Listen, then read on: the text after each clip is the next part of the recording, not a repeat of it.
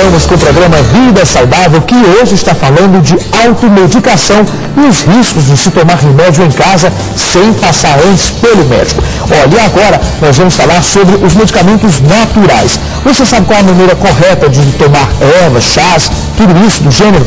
Olha, cuidado, alguns desses chás de plantas podem apresentar riscos à sua saúde. E para tirar todas essas dúvidas, nós convidamos agora o farmacêutico Dr. Oswaldo Bonfim, que vai falar um pouco mais sobre essas diferenças e os riscos que essas plantas podem sim trazer para a sua saúde. Olá, doutor, bom dia, seja bem-vindo ao programa. Bom dia a você, bom dia a todos que nos assistem.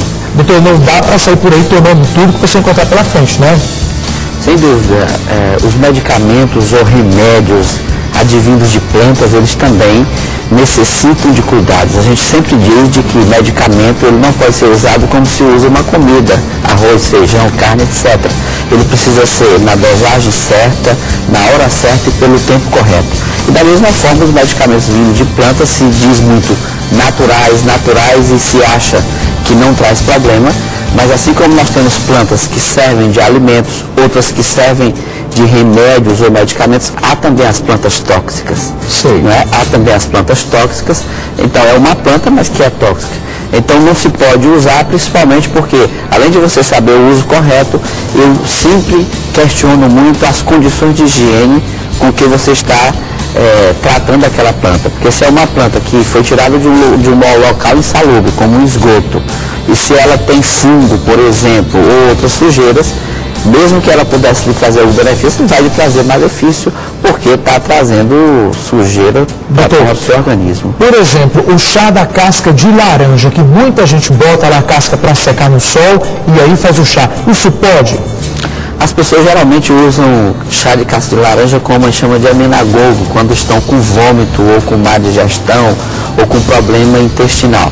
É um uso tradicional, popular, e que se for uma casca realmente bem cuidada, bem seca, um chá bem tratado, não há problema de usar. Se ele não vai ter aquele efeito que se espera, porque aí não há comprovação científica disso. Lembrando de que há plantas sim, de que os seus efeitos já estão comprovados cientificamente, as pesquisas já foram feitas. A casca de laranja a gente vê que é um uso popular, do costume popular. E que mesmo assim o chá, como qualquer remédio ou alimento, tem que ter as condições higiênicas o melhor possível. Ok, nós temos também outras plantas que são bastante usadas pela população, pela questão da crença, na cultura, né? Muita gente faz chá de tudo. A gente trouxe aqui algumas plantas, vou lhe convidar o senhor vir para cá, para a nossa mesa. A gente vai demonstrar agora algumas plantas para você que está em casa, plantas bastante conhecidas, muita gente usa para tudo, né, Oswaldo? Vamos tirar agora a dúvida. Vamos começar aqui por essa, olha, o quebra-pedra. Isso tem encontrado em vários lugares da cidade, nas calçadas, né? Campo de futebol, qualquer lugar você encontra. Já vi muita gente fazendo chá disso, diz que é bom para os rins, fígado, alguma coisa. Isso pode ou é perigoso? Na verdade, o quebra-pedra ele serve como um diurético, que aquelas pessoas que têm problema renal principalmente usam. É uma planta bastante estudada e realmente tem essa indicação. Agora, o que nós já falamos, você não vai pegar o quebra-pedra dentro ou próximo de um esgoto, né? Então a planta ela tem que ser colhida em um local que seja higiênico e tem que ser bem lavada antes, e você ainda tem que saber a quantidade de folhas ou partes da planta que você vai usar. Mas realmente se usa muito do ponto de vista tradicional e há estudos que indicam esse uso. Então nós temos aqui na ponta, ó, nós temos o boldo de Goiás ou o boldo, né? As pessoas tomam, fazem bastante chá disso, dizem, né, que é bom para ressaca. Isso é perigoso ou não? Na verdade, o boldo ele é usado quando a pessoa sente que está com algum problema no fígado, né, ou uma má digestão, e realmente tem se tido resultados positivos. Mas o problema é a quantidade que você usa. Agora, a ressaca, né, a gente sabe que ela é uma reação natural do organismo, ela está desintoxicando o organismo, e o boldo pode até ajudar. Mas a ressaca, mesmo assim, o melhor remédio é muito líquido e principalmente descanso. Mas realmente o boldo é muito usado nesse sentido. Mas ele pode trazer prejuízos para o organismo? Ele pode, por exemplo, já se sabe que o uso exagerado do boldo ele pode trazer um aumento da pressão arterial. Então, se alguém já tem problema de pressão arterial, a gente sabe que ela não pode estar acima dos padrões normais, Então, se você não tiver o cuidado, pode melhorar em um sentido e piorar em outro. E eu diria que o aumento da pressão arterial ele é muito mais perigoso que qualquer outra coisa que o bodo pudesse tratar. Então, quem tem pressão alta, é bom evitar o bodo, não é isso? Evitar e tomar com cautela. Certo. A gente tem aqui o Xabá, né? Esse pequenininho aqui. Para que ele serve? Chamam também de Anador. Né? Anador é exatamente uma semelhança com o analgésico, que é dipirona, porque exatamente o Anador se tem essa indicação e o uso para sedador, para melhorar. Certo. Aí no canto aí, próximo ao senhor, nós temos a babosa, né? Para que ele serve? A gente vê muito a questão da babosa em shampoos, né? Mas para o organismo, para que ele serve?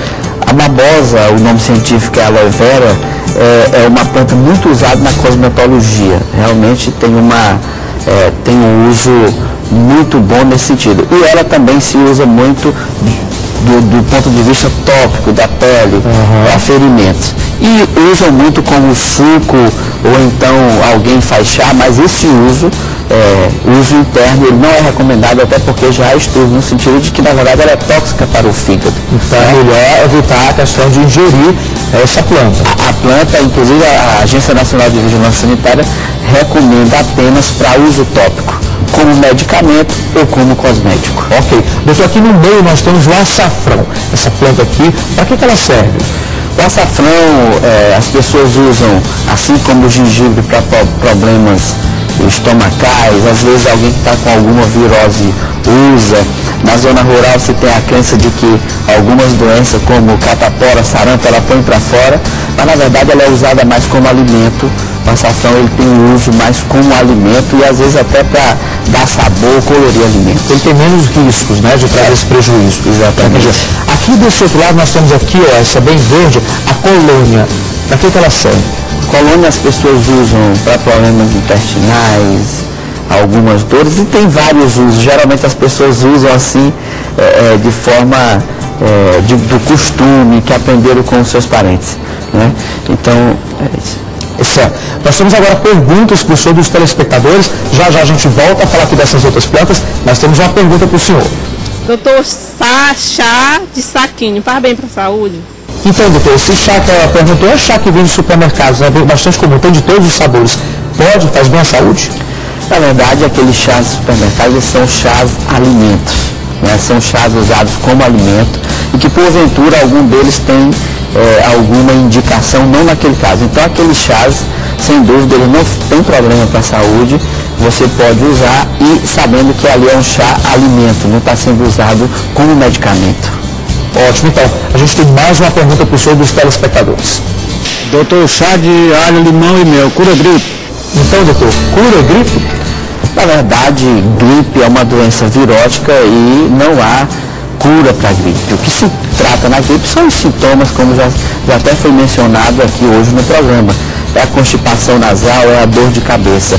Sem dúvida, esse produto que você falou aí, ele dá uma energia, então é importante também que a pessoa gripada se alimente bem, mas a gripe não há o que se fazer a não ser passar ali de 7 a 10 dias e você vai tratando os sintomas, porque para debelar mesmo o vírus da gripe não existe medicamento até hoje. Doutor, você falou agora um pouco do açafrão, uma dúvida surgiu aqui em relação a questão não é a folha do açafrão que é consumida, né? Ele é uma raiz, é isso? Na verdade, o açafrão, ele é uma raiz, se usa a raiz, ela é bem amarela, alaranjada mesmo, e ela é uma raiz, o tubérculo, né?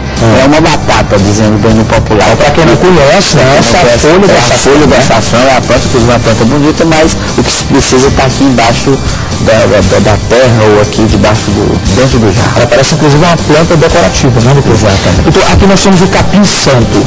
Esse também é bastante conhecido, né? Aqui na região Nordeste, acho que todo o Nordeste tem o capim santo, acho que todo mundo já tomou um chá disso. Para que ele serve? O capim santo geralmente as pessoas usam quando estão gripadas, às vezes usa até o analgésico junto, e ele tem aí, se faz muito uso nesse sentido, de que ele ajuda na expectoração, né? Principalmente as pessoas que estão gripadas. E sem dúvida, a pessoa quando está gripada, aquilo que aquece as vias respiratórias e aquilo que, acima de tudo, hidrata, tem que hidratar bem, ajuda na eliminação das secreções. Então, isso aqui você toma quando antes da gripe, toma depois, durante? No caso, o capim santo você pode usar até como alimento, como um chá, se você achar gostoso. Então você pode usar o tempo todo, e se você está gripado, usa aí quantas vezes achar necessário, dizendo da importância principal que é a hidratação, que vem junto com a água, que é o principal componente do chá. Doutor, nossa última planta, essa também que virou febre em todo o Nordeste. Eu lembro que o noni, era inclusive as pessoas diziam que curava o câncer. Muita gente fez chá disso, fez suco, deixa na geladeira de molho. Todo mundo tomava noni, né? Principalmente as pessoas que estão aí enfrentando câncer, qualquer tipo de câncer. É verdade isso? Existe alguma pesquisa cientificamente foi comprovada alguma coisa em relação ao noni, câncer ou outra doença? Na verdade, o noni, assim, muito festejado, muito usado. Vários são os pesquisadores que estão trabalhando em cima dele, mas não há comprovação do noni ainda para nenhuma doença. Inclusive as pessoas dizem que cura câncer, pressão alta, etc. Então, na verdade, é uma planta que eu diria que deve ser usada com cautela, né? E não porque popularizou, todo mundo diz que serve, que vai servir. Inclusive as pessoas que têm usado têm percebido isso. Sem dúvida, as pessoas que estão com qualquer problema de saúde, principalmente o câncer, se apegam a todas as esperanças, e tem que ser, né? Mas o noni é uma planta em estudo e as indicações que se diz ainda não são comprovadas. Então, sem dúvida, uma planta como essa se deve usar com o máximo de cautela e de cuidado possível. E o que já foi comprovado em relação ao noni? Não tem ainda nenhuma comprovação. Como algumas que nós já falamos, você tem aqui, ainda deve falar, por exemplo, o Vick aqui, o hortelã. Sabe-se que ele é um excelente expectorante. Queria agradecer a presença do senhor aqui. Nós conversamos com o farmacêutico, Dr. Oswaldo Bonfim, que teve a gentileza de participar aqui e trazer todas essas dúvidas, tirar, né, todas essas dúvidas para você que está em casa. Muito obrigado pela presença do senhor aqui no Vida Saudável, tá bom? Eu que agradeço e desejo saúde e paz para todos nós. Boa final de semana para o senhor. Olha, e falando em próxima semana, na próxima quinta-feira, dia 8 de março, é o dia